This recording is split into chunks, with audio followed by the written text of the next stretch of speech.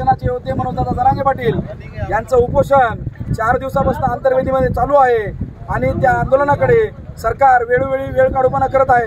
म्हणून आरक्षणाच्या या सगळे सोयऱ्यांचा कायदा पारित करण्यासाठी मनोजदादांची तब्येत खालावत आहे, तरी सरकार दुर्लक्ष करत असल्यामुळे मनोजदादा जरांगे पाटलांच्या समर्थनार्थ जिंतूर तालुक्याच्या वतीने सकल मराठा समाजाच्या वतीने आज जलसमाधी आंदोलन करण्यात आलेलं आहे।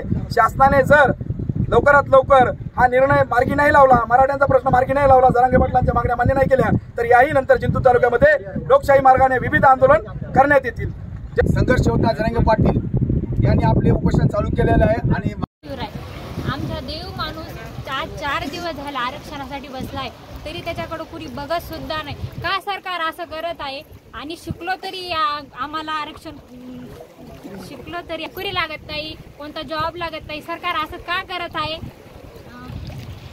आज आम्ही जल आंदोलन केलं आणि हे एवढं करून पण आम्ही जर आम्हाला आरक्षण नाही दिलं तर आम्ही यापेक्षा काही वेगळं पण करू शकतो। एक मराठा